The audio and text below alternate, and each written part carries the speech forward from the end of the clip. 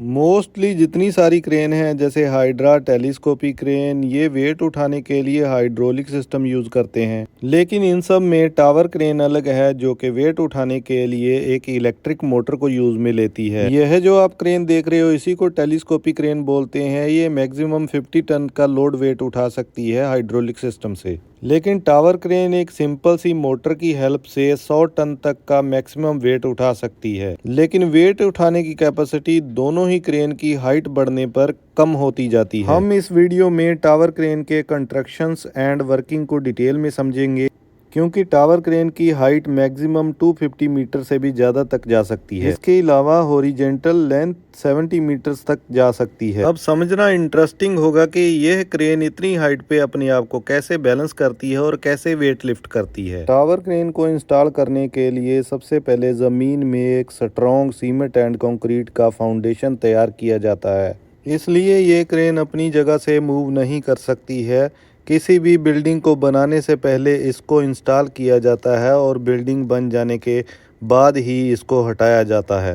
Foundation तैयार करने के बाद टेलीस्कोप क्रेन के साथ क्रेन को बिल्ड किया जाता है। मेन टावर के ब्लॉकों को एक के ऊपर एक सेट किया जाता है। इन ब्लॉकों को मास्ट बोला जाता है। लेकिन अभी मैंने बताया कि टावर क्रेन की हाइट तो 250 मीटर से भी ज़्यादा हो सकती है, लेकिन टेलीस्कोपिक क्रेन इसको खाली 15 से 20 मीटर तक की हाइट में ही बिल्ड कर पाएगी। लेकिन इतने में ही वो पूरी बिल्ड कर देगी। लेकिन उसके बाद टावर क्रेन अपनी हाइट को अपने आप ही बिल्डिंग की हाइट के साथ बढ़ाती जाएगी। सबसे पहले टावर क्रेन के ऑपरेशन को समझेंगे, उसके बाद कैसे ये अपनी हाइट को एडजस्ट करती है उसको डिटेल में समझेंगे। क्रेन कुछ ऐसे स्विंग करती है। इसको स्विंग करवाने के लिए यहाँ पर पावरफुल स्लिपरिंग इंडक्शन मोटर लगी रहती है। स्लिपरिंग इंडक्शन मोटर की खास बात है, ज़रूरत पड़ने पर मोटर के टॉर्क को एक्सटर्नल रेजिस्टेंस की हेल्प से बढ़ाया जा सकता है, जिससे क्रेन और ज़्यादा पावरफुल बन जाएगी। यहाँ पर ये जो बड़ा गियर लगा है जिसके ऊपर पूरी क्रेन रोटेट कर रही है, इसको टर्न टेबल कहते हैं। इसी मोटर के साथ क्रेन 1.5 राउंड कंप्लीट कर सकती है। तो यहाँ पर एक लिमिट स्विच लगा रहता है जो मोटर को बंद कर देता है, क्योंकि अब अगर क्रेन और ज़्यादा रोटेट करेगी तो इलेक्ट्रिसिटी की सारी वायर्स टूट जाएंगी। फ्रंट साइड में क्रेन की जिब होती है जिसकी लेंथ 70 मीटर हो सकती है। जिब को बैलेंस करने के लिए पीछे की साइड में काउंटर जिब लगी रहती है जिसमें काउंटर वेट लगे रहते हैं क्रेन को बैलेंस करने के लिए। क्रेन की जिब और काउंटर जिब को सपोर्ट करने के लिए पेंडेंट लगे रहते हैं जो टावर की पीक से जुड़े रहते हैं। क्रेन का सेंटर ऑफ मास इस मेन टावर पे होना चाहिए, अदरवाइज क्रेन अनबैलेंस होके गिर जाएगी। लेकिन टावर क्रेन में बहुत हैवी काउंटरवेट लगा रहता है, 15 से 20 टन मान के चलो। हैवी काउंटरवेट क्रेन को स्लाइटली अनबैलेंस भी करता है जब क्रेन अनलोडेड कंडीशन में हो। क्रेन की जिप पर एक ट्रॉली लगी रहती है जो जिप पर लगे ट्रैक के ऊपर आगे पीछे मूव कर सकती है। ट्रॉली में टायर लगे रहते हैं जो ट्रैक पर कुछ इस तरीके से चलते हैं। ट्रॉली को आगे पीछे मूव करवाने के लिए यहाँ पर एक मोटर लगी रहती है जो कि ड्रम को रोटेट करती है। यह ड्रम वायर की हेल्प से ट्रॉली के साथ जुड़ा रहता है। यहाँ पर रोप का मैकेनिज्म कुछ अलग टाइप का रहता है। इस ड्रम पर 2 रोप होती है। जब एक रोप ओपन होती है तो दूसरी रोप अपने आप कलेक्ट होती जाती है। रोप का मैकेनिज्म कुछ इस टाइप का रहता है कि एक साइड की रोप यहाँ से जाती हुई ट्रॉली के साथ कनेक्ट हो जाती है, दूसरी साइड की वायर रोप भी ट्रॉली के साथ ही कनेक्ट रहती है जो ऐसे जिब के ऊपर से चक्कर लगाती हुई ड्रम के पास पहुँचती है।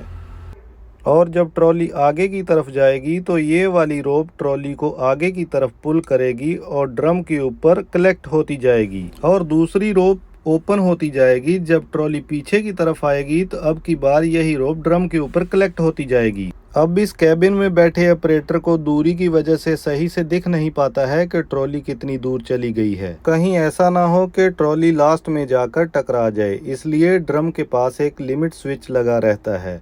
जब ट्रॉली लास्ट पॉइंट तक पहुंचती है तो ये लिमिट स्विच एक्टिवेट हो जाता है और मोटर को बंद कर देता है। दोस्तों, यहाँ तक वीडियो को देखने के बाद अगर आपको लगता है कि हमारी वीडियो आपकी जानकारी में कुछ इजाफा करती है, हमारे चैनल के साथ जुड़े रहें ऐसी ही कुछ आने वाली वीडियो को देखने के लिए। तो चलिए दोस्तों आगे बढ़ते हैं। ट्रॉली के अंदर 2 पुली लगी रहती है जो वजन उठाने वाली रोप को हैंडल करती है। ये रोप नीचे हुक के साथ लगी हुई पुली के साथ कनेक्ट रहती है और होस्टिंग यूनिट के लिए एक ही रोप होती है। होस्टिंग यूनिट क्रेन की काउंटर जिब के पीछे की ओर लगी रहती है। यहाँ पर भी एक powerful slip ring induction motor होती है जो गियर सिस्टम के थ्रू ड्रम के साथ कनेक्ट रहती है। क्योंकि यही मोटर 100 टन तक का लोड उठाती है, इसके साथ एक ब्रेक यूनिट भी लगा रहता है। मान के चलो कि अगर ये ब्रेक यूनिट नहीं होगा तो मोटर वजन उठा तो लेगी, लेकिन जैसे ही मोटर स्टॉप होगी तो वजन वापस नीचे चला जाएगा। होस्टिंग रोप टावर पीक से होते हुए मास्टर पुली तक पहुंचती है। इसको मास्टर पुली इसलिए बोला जाता है कि जब क्रेन ओवरलोड होती है तो वेट का लोड इस पुली पर भी पड़ता है, जिससे क्रेन को ओवरलोडिंग से बचाया जाता है। यहाँ से रोप जाती है ट्रॉली की पुली के पास और यहाँ से होते हुए हुक के पास पहुँचती है और वापस ट्रॉली से होते हुए जिब के एंड पॉइंट पर रोप को परमानेंटली टाई कर दिया जाता है। जब होस्टिंग मोटर रोटेट करते हुए रोप को ओपन करेगी तो हुक धीरे धीरे नीचे जाने लगेगी। अब यहाँ पर सेम सिचुएशन रहती है, ऑपरेटर को नहीं पता रहता है कि हुक ग्राउंड को टच हुआ या नहीं, क्योंकि इतनी दूरी से दिखाई नहीं देता है। तो जैसे ही हुक ग्राउंड को टच होता है, होस्टिंग यूनिट के पास भी एक लिमिट स्विच रहता है जो मोटर को बंद कर देता है। इस क्रेन को ऑपरेटर और रीगर मिल के ऑपरेट करते हैं। ऑपरेटर कैबिन में बैठा रहता है और रीगर ग्राउंड पे वॉकी टॉकी से सिग्नल देता है। क्रेन के वजन उठाने की कैपेसिटी जिब की लेंथ के हिसाब से होती है। यदि ट्रॉली एकदम टर्न टेबल के पास में है तो मैक्सिमम वजन उठा सकती है। जैसे मान के चलो कि यहाँ पर 100 टन उठाएगी, लेकिन जैसे जैसे टर्न टेबल से ट्रॉली दूर जाती जाएगी इसकी वजन उठाने की कैपेसिटी भी कम होती जाएगी। जिब के एंड पॉइंट पर तो 5-6 टन ही उठाएगी। अब आता है सबसे जरूरी पार्ट, क्रेन अपनी हाइट को कैसे एडजस्ट करती है। लेकिन इससे पहले हमारी रिक्वेस्ट है कि अगर आप हमें सजेशन देना चाहते हैं तो कमेंट बॉक्स में ज़रूर लिखें और थोड़ा डिटेल में लिखें, क्योंकि इस चैनल को ग्रो करने के लिए वो ज़रूरी है। टावर के चारों ओर एक केज लगा रहता है जिसको टेलीस्कोपी केज बोलते हैं और यही क्रेन को लिफ्ट करने में हेल्प करता है। इस केज की नीचे की साइड में लॉक लगे रहते हैं जिससे कि केज नीचे नहीं जाता, और केज के चारों ओर नीचे और ऊपर की साइड में छोटे छोटे व्हील लगे रहते हैं। जब क्रेन को लिफ्ट करना रहता है तो टर्न टेबल के यहाँ से नट बोल्ट ओपन कर देते हैं। अब टर्न टेबल को केज के इन पॉइंट पर सेट कर देते हैं। अब यहाँ से ऊपर की पूरी क्रेन का वेट केज पर आ जाएगा। अब सबसे पहले क्रेन नीचे से एक मास्ट उठा के लाती है और केज पर रख देती है।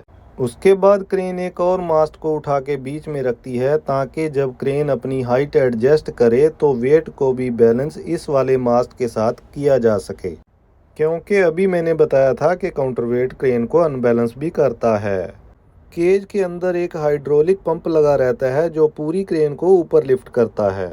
इस पंप में यहाँ पर एक लिफ्टिंग रॉड लगी रहती है। क्रेन को उठाने से पहले इस रॉड को टावर के इन लॉक में सेट कर दिया जाता है। इस पंप के बगल में ये मोटर लगी रहती है और मोटर चालू होने पर पंप धीरे धीरे ऊपर उठना चालू होता है और धीरे धीरे क्रेन को ऊपर उठाता रहता है। पंप की लेंथ पूरी हो जाने पर केज के नीचे बने हुए लॉक इन टावर के लॉक्स में सेट हो जाएंगे। अब पूरा वेट केज पे आ जाएगा और पंप फ्री हो जाएगा। पंप को वापस से ऊपर वाले लॉक में सेट किया जाएगा। अब पंप फिर से क्रेन को ऊपर लिफ्ट करेगा।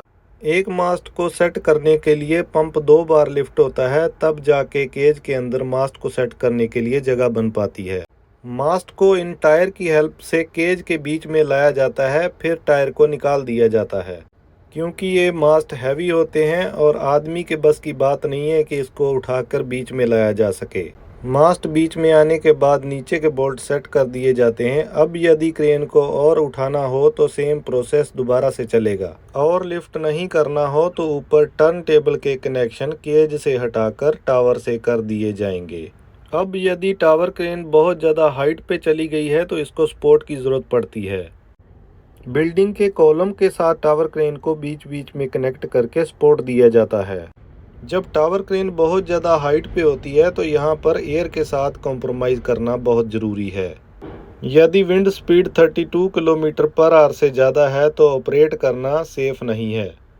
इसके अलावा जब आंधी तूफान जैसी सिचुएशन होती है तो क्रेन गिर सकती है, इसलिए क्रेन को बंद करके स्विंग फ्री कर दिया जाता है मोटर से, ताकि विंड की डायरेक्शन में क्रेन अपने आप रोटेट हो सके। वीडियो अच्छा लगा हो तो चैनल को सब्सक्राइब करके